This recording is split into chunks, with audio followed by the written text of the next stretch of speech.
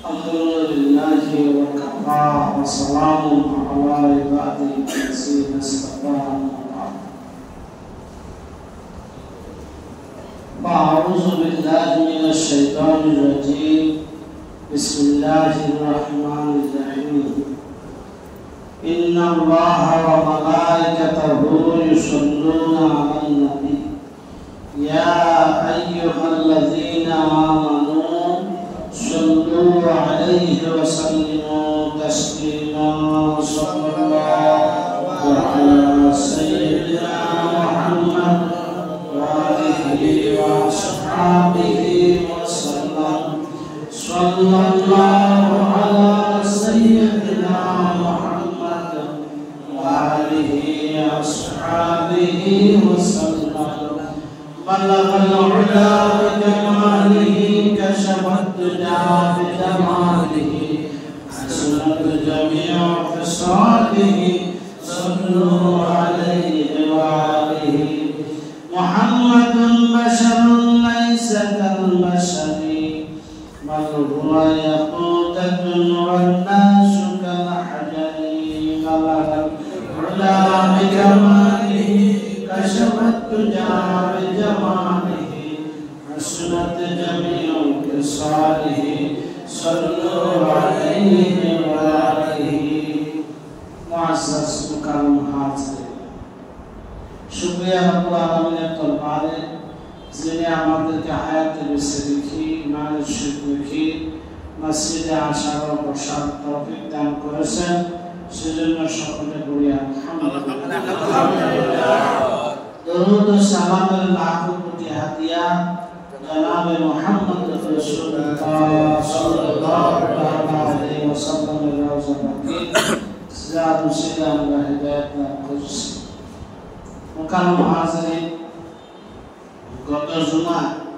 সর্বশেষ যে চ্যাপ্টারটা আপনাদের সাথে ছিল সেটা হলো জালেমদের দামান উত্তরসূরি এরা সবসময় থাকতো আর জালেমদের ধ্বংস সবসময় হয়েছে মনে আছে জালেমরা ধ্বংস হয়ে যাব ফালাই যাব চলে যাব শেষ হয়ে যাব নিঃশেষ হয়ে যাব কিন্তু তাদের অনুসারী কিছু লোক দালাল হিসাবে থেকে যাবে তাদেরকে চিনা বড় মুশকিল আর চিনলেও কোনো না কোনো কারণে আত্মীয়তার লিঙ্ক থাকার কারণে বা পরিচিতি থাকার কারণে একটু দয়া করে তাদেরকে স্থান করে দেওয়া হবে সুযোগ করে দেওয়া হবে এটাই হলো মুসলিম বিশ্বের ইমানদার মুমিনদের জন্য একটা ক্ষতিকর দিক খুব চিকন কথা বোঝার চেষ্টা করুন মুমিনরা মুনাফিক চিনতে ভুল করে কি চিনতে ভুল করে বলে মুনাফিক কাফের চিনতে ভুল করে না মুশরিক চিনতে ভুল করে না কিন্তু মুনাফিক চিনতে ভুল করে মুমিন না মুমিনরা ভুল করার একটা অন্যতম কারণ হলো তারা দেখে যে এই লোক তো নামাজি এই লোক তো রোজা রাখে এ তো হজ করছে কেউ যাকাত দেয় পরিবারের মহিলা সদস্যদেরকে পর্দা প্রশিদা পরিচালনা করে সামাজিক কাজ করে মানুষের সুখে দুঃখে পাশে থাকে তাহলে এই লোকটাকে কি মুনাফিক বলা যায় বলেন না যা না তাই না সুতরাং ইমানদারগণ দয়া করে তাদেরকে মুমিন মনে করে কি মনে করে মুমিন মনে করে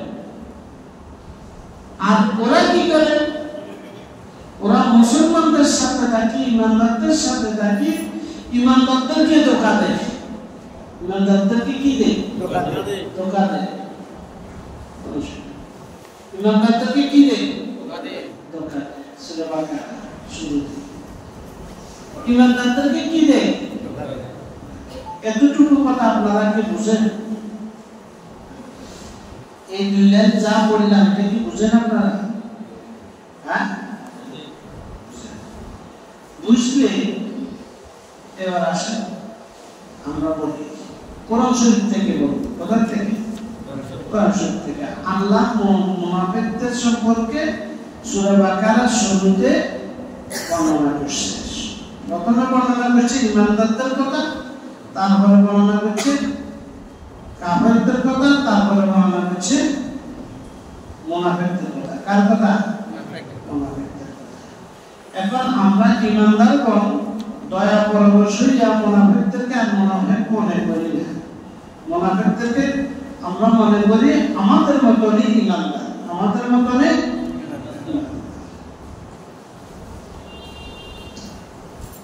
আজকের আলোচনা গত জুমা বলছি না, আর একটু ডেঞ্জারাস ছিল, মনে আছে? হ্যাঁ, আজকে পরিচিতি দেব মুনাফিক। কার? বলেন। মুনাফিক নামাজ পড়ে আবার সে মুনাফিক, মুনাফিক রোজা রাখে সে মুনাফিক, মুনাফিক হজ করে সে মুনাফিক, মুনাফিক যাকাত দেয় সে মুনাফিক, মুনাফিক তার পরিবারের মহিলা সদস্যদের ফর্দা মানে চলে, সামাজিক কাজ করে, মানুষের উপকার করে, গরিব দুঃখীর সেবা করে, বাস্তবে সে মুনাফিক। বলেন নাউজুবিল্লাহ। তাহলে মুনাফিকের মধ্যে আর ইমানদারের মধ্যে এগুলো মিল আছে না? কথা বলেন। আছে, একেবারে মুমিন। তার জন্য প্রকৃত ইমানদাররা এদেরকে মুনাফিক হিসেবে চিনতে পারে না। একটু চিনেন, একটু চিনেন। আল্লাহ নিজে বলছেন ইউখাদিউনাল্লাহ ওয়াল্লাযীনা আমানু। এই মুনাফিকরা আল্লাহকে আর যারা ইমানদার তাদেরকে ধোঁকা দেয়। আল্লাহকেও ধোঁকা দেয়, ইমানদারদেরকেও ধোঁকা দেয়। আবার আমার আল্লাহ বলতেছে ওয়া মা ইয়াখদাউনা ইল্লা আনফুসাহুম ওয়া মা ইয়াশউরুন। এই মুনাফিকরা আল্লাহ এবং ইমানদারদেরকে ধোঁকা দিতে পারে না, বরং তারা নিজেরাই নিজেদেরকে ধোঁকা দেয়। আর তারা তো নিজেরা নিজেদেরকে ধোঁকা দিচ্ছে, এটা তারা বুঝে, তাদের সহযোগ নেই, চেতনা নেই, বুঝার ক্ষমতা নেই। এবার আসে একই দলের সিনিয়র নেতা দুইজন, অনেক আছে, বিশেষ করে দুইজনের কথা বলবো, নাম বলা যাবে না, নাম বলা হারাম, ধরে নিবেন। একজন বলতেছে আমরা রাসূল সাল্লাল্লাহু আলাইহি ওয়াসাল্লামের আনিত যে ইসলাম, মদিনার ইসলাম আমরা চর্চা করি, অন্য কোন ইসলাম আমরা চর্চা করি না। ভালো কথা। গত জুমায় বুঝাইছি না ইসলাম কি মদিনা না মক্কা না বাংলাদেশের না পাকিস্তান না আফগানিস্তান বলছি না, মনে আছে? এরপর কথা শুনে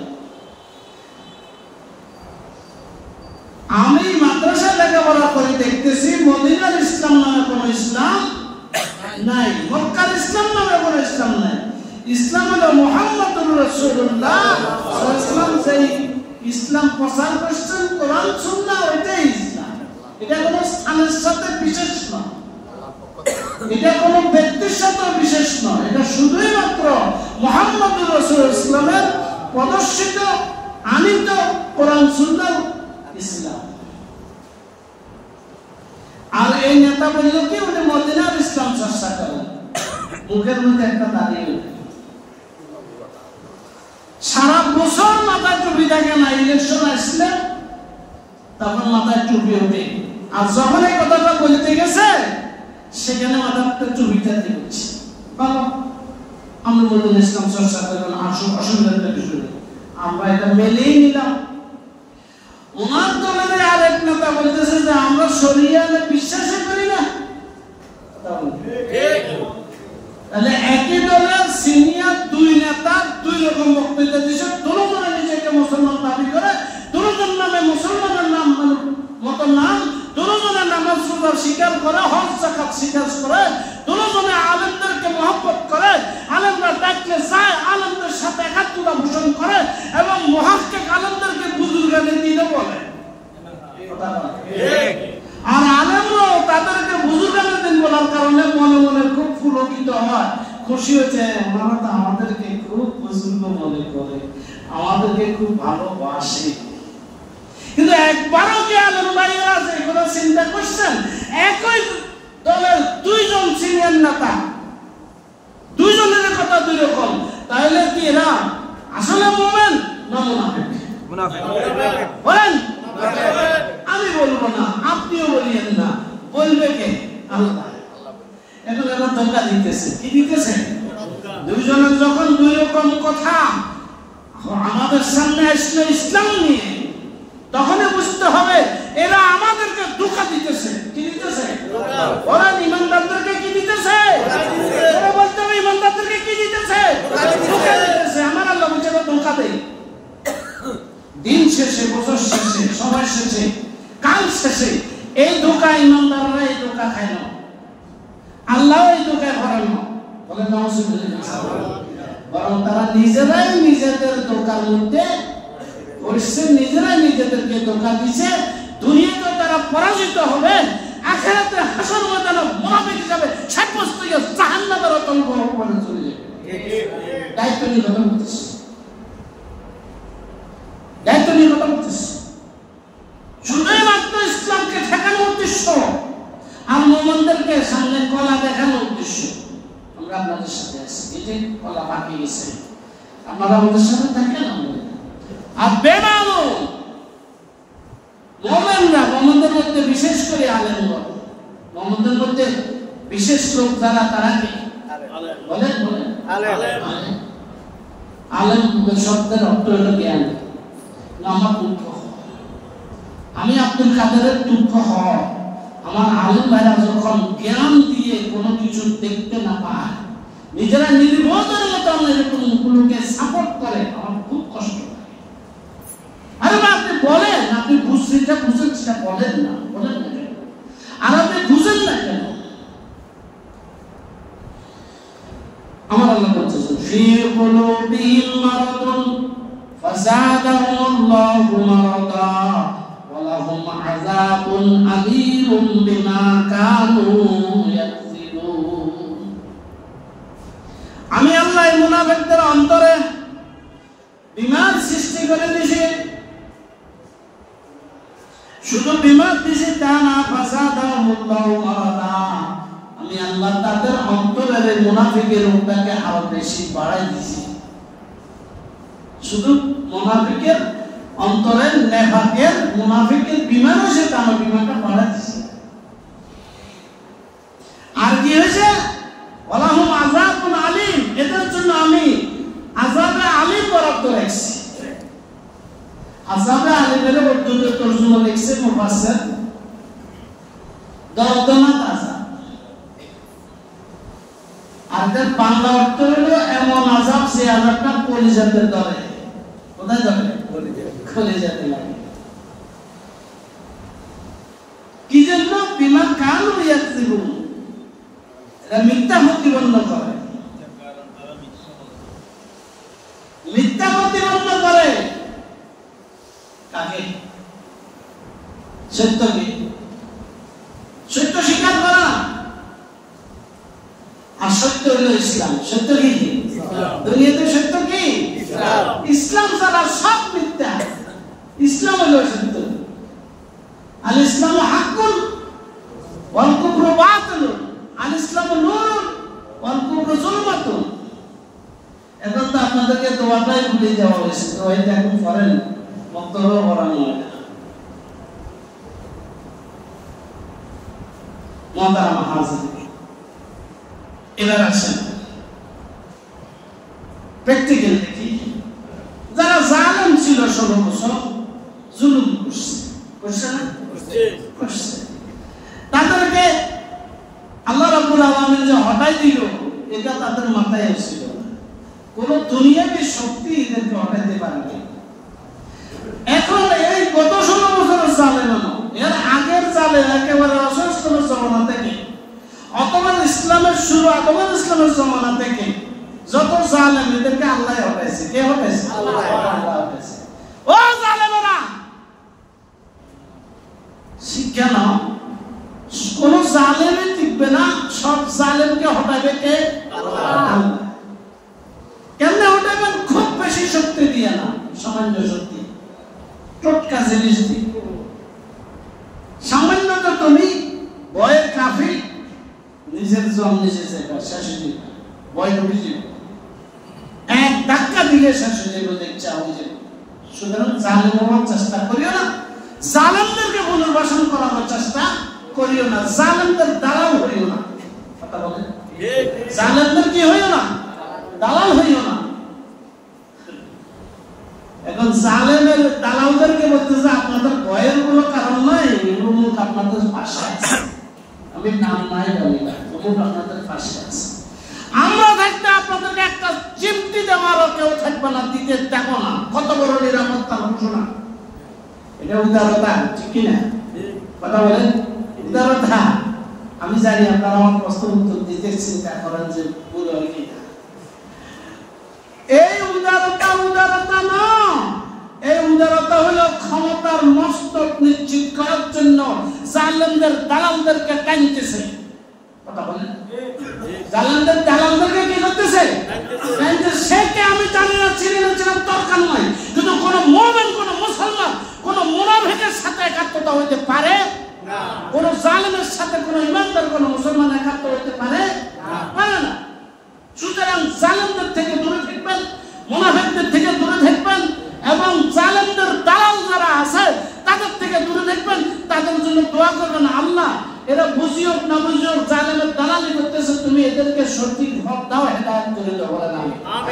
হেদায়েতের দোয়া করা যাবে, হেদায়েতের দোয়া করতে কোনো অসুবিধা নেই, কিন্তু মুনাফিকের সাথে একাত্মতা হওয়া যাবে না, কিন্তু দালালদেরকে কোনো রকম স্পেস দেওয়া যাবে না।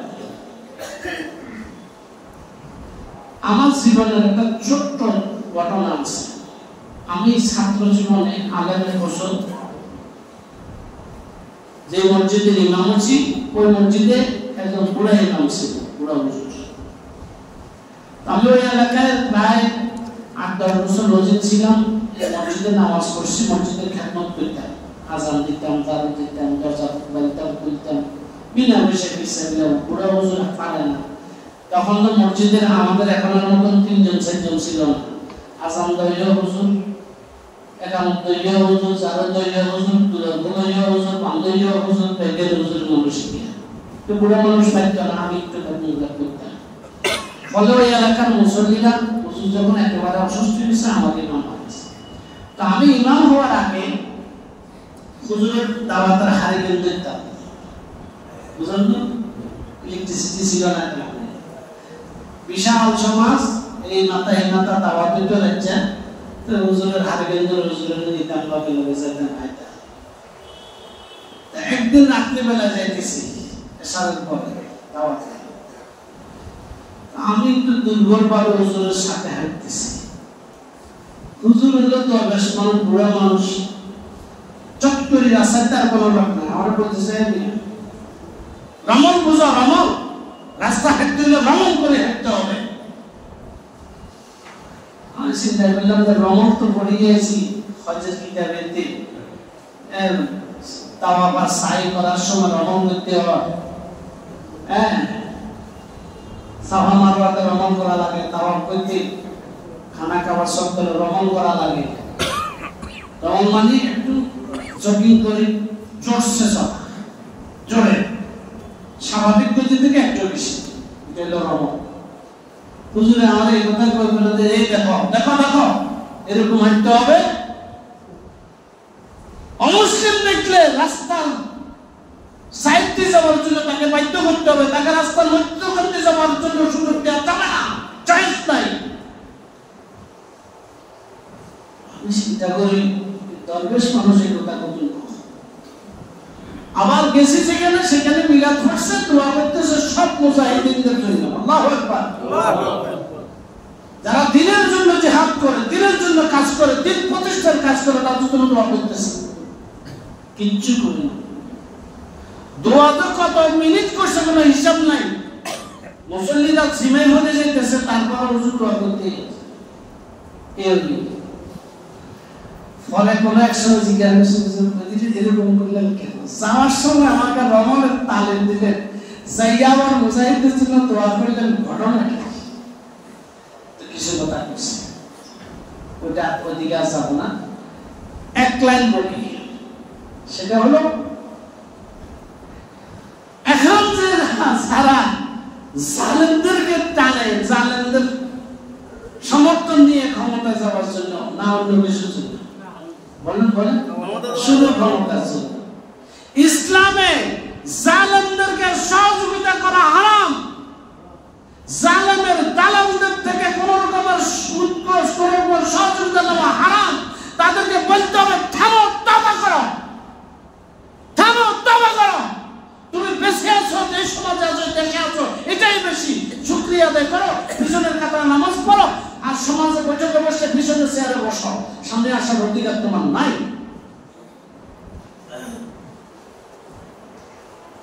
গুম খুনের, হত্যা, নির্যাতনের 16 বছরের ইতিহাস যারা ভুক্তভোগী, তাদের অনেকেরই এখন জবান খুলতেছে। অনেক তদন্ত কর্মকর্তা জবান তদন্ত করে এগুলো রাজপথগুলো, এগুলোর সিস্টেমগুলো সম্পর্কে উদ্ঘাটন করতেছে। ইউটিউবে গেলে দেখবেন অনেক কথা আছে, একেবারে সরাসরি।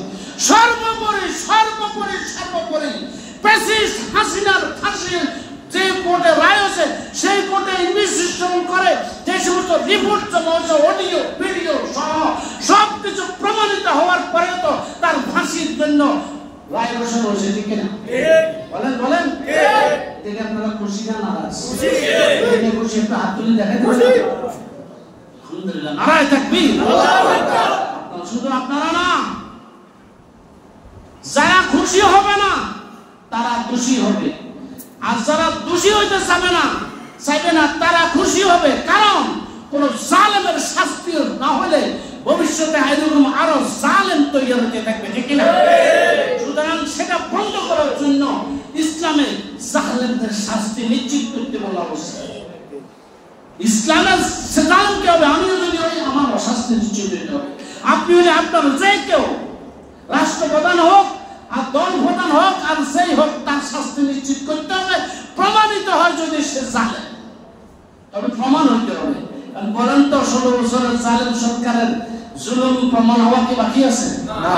বলেন, বাকি আছে? এখনো এই দেশের তাদের দোষর কিছু দালাল 5,000, 10,000 টাকা, 20,000 টাকা, 1 লাখ টাকা পাওয়ার আশায় ব্যানার নিয়ে দৌড়াইতেছে। কেন দৌড়াইতেছ মিয়া? কেন দৌড়াইতেছ? কেন? তুমি তোমাকে বাঁচাও। কোরআন শরীফ বলছে, কুরআন ফুসাকুম ওয়া আহলিকুম, আগে তোমাকে বাঁচাও, তারপরে দলকে বাঁচাইও, দেশকে বাঁচাইও, পরিবারকে বাঁচাইও। আগে নিজেকে বাঁচাও, আল্লাহর আযাব থেকে, জাহান্নাম থেকে তুমি নিজে বাঁচাও। খুশি আর ওয়াকিআত আলহামদুলিল্লাহ রাব্বিল আলামিন।